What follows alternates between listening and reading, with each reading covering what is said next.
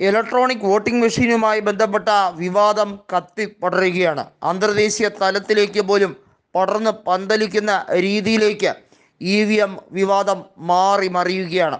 ലോകത്തിലെ ഏറ്റവും വലിയ ധനികനായിട്ടുള്ള ടെസ്ലയുടെ ചെയർമാനായിട്ടുള്ള എലോൺ മസ്ക് പറഞ്ഞ വാദം, അതായത് ഇലക്ട്രോണിക് വോട്ടിംഗ് മെഷീൻ പുറത്തുനിന്ന് ഒരാൾക്ക് ഹാക്ക് ചെയ്യാൻ കഴിയും, അതിൻ്റെ പ്രോഗ്രാമിംഗ് ഡീകോഡ് ചെയ്യാൻ കഴിയും, അതിനുള്ള സംവിധാനങ്ങൾ ഉണ്ട്, അതുകൊണ്ട് തന്നെ അത് ഒട്ടും സുരക്ഷിതമല്ല ജനാധിപത്യ വ്യവസ്ഥയിൽ എന്നുള്ള രീതിയായിരുന്നു എലൻ മസ്ക് പറഞ്ഞത്.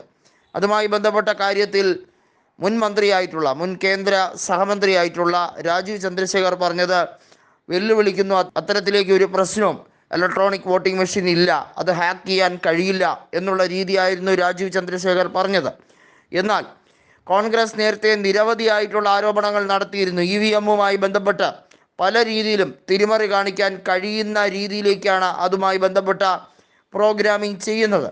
അതുകൊണ്ട് തന്നെ മുംബൈ നോർത്ത് വെസ്റ്റ് മണ്ഡലത്തിലെ തെരഞ്ഞെടുപ്പുമായി ബന്ധപ്പെട്ട വിഷയം കൂട്ടിച്ചേർത്തുകൊണ്ടായിരിക്കും കോടതിയെ സമീപിക്കുന്നത് എന്നുള്ളത് വളരെ വ്യക്തമാണ്. നമുക്കറിയാം, ലോക്സഭാ തെരഞ്ഞെടുപ്പ് 2014-ലും 2019-ലും നടന്ന സമയത്ത് ഇലക്ട്രോണിക് വോട്ടിംഗ് മെഷീനുമായി ബന്ധപ്പെട്ട പരാതി കുത്തനെ ഉയർന്നിരുന്നു. ഈ ലോക്സഭാ തെരഞ്ഞെടുപ്പ് കഴിഞ്ഞപ്പോഴും പരാതിയൊന്നുമില്ലേ എന്നുള്ള വലിയ രീതിയിലുള്ള പരിഹാസം BJP സൈബർ സെല്ലുകൾ ആക്റ്റീവായി ഉന്നയിക്കുമ്പോൾ അതിന് കൃത്യമായിട്ടുള്ളൊരു മറുപടി രാഹുൽ ഗാന്ധി കൊടുക്കുന്നുണ്ട്. ഇലക്ട്രോണിക് വോട്ടിംഗ് മെഷീനുമായി ബന്ധപ്പെട്ട കാര്യത്തിൽ ഉത്തർപ്രദേശിൽ പോലും അവിടെ EVMിൻ്റെ തിരിമറിയുമായി ബന്ധപ്പെട്ട ഒന്നും നടത്താതിരിക്കാൻ സദാ ജാഗരൂകരായി സമാജ്വാദി പ്രവർത്തകർ നിതാന്തം അവിടെ വിശ്രമിച്ചിരുന്നു എന്നുള്ളത് എടുത്തു പറഞ്ഞുകൊണ്ടുള്ള ഒരു കാര്യമാണ് ഇന്ത്യ മുന്നണി അതിനെക്കുറിച്ച് പറഞ്ഞത്. EVMുമായി ബന്ധപ്പെട്ട കാര്യത്തിൽ ഇപ്പോഴും സുതാര്യത വ്യക്തമല്ല. അതിനകത്ത് ഹാക്കിംഗ് സംവിധാനങ്ങൾ, അതായത് ഇതുമായി ബന്ധപ്പെട്ട കാര്യത്തിൽ ഒരു പ്രാഥമിക നിരീക്ഷണം എന്ന രീതിയിൽ തന്നെ അതിനകത്ത് വ്യക്തതയില്ല. പലപ്പോഴും വലിയ രീതിയിലുള്ള വോട്ട് എണ്ണിക്കഴിയണമെങ്കിൽ ദിവസങ്ങളോളം പിടിക്കും. അതുകൊണ്ടാണ് പേപ്പർ ബാലറ്റ് എന്ന സംവിധാനത്തിൽ നിന്നും മാറി EVM എന്ന രീതിയിലേക്ക് വരുന്നത്. കാരണം കോടാനുകോടി ജനങ്ങളുടെ വോട്ട് അത് എണ്ണിത്തിട്ടപ്പെടുത്തുക എന്നുള്ളത് ഭഗീരഥ പ്രയത്നം തന്നെയാണ്.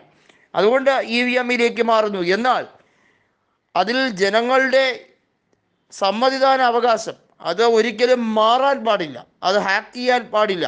ഇതുമായി ബന്ധപ്പെട്ട എലൻ മസ്കിൻ്റെ വാദമാണ് ഏറെ വലിയ രീതിയിലുള്ള ചർച്ചാ വിഷയമായി മാറിയിരിക്കുന്നത്. ഏതായാലും മുഖ്യ തിരഞ്ഞെടുപ്പ് കമ്മീഷന് വീണ്ടും അതൊരു വലിയ വെല്ലുവിളിയായി മാറുമോ എന്നുള്ളതാണ്. ഇലക്ഷനിൽ സുതാര്യത വരുത്തേണ്ടതിൻ്റെ അനിവാര്യത ഇന്ത്യ മുന്നണി നേരത്തെ തന്നെ പറഞ്ഞ രാഷ്ട്രീയ സാഹചര്യമാണ് ഇതുകൂടി കൂട്ടിച്ചേർക്കപ്പെടുമ്പോൾ ഹൈലൈറ്റ് ചെയ്യപ്പെടുന്നത്.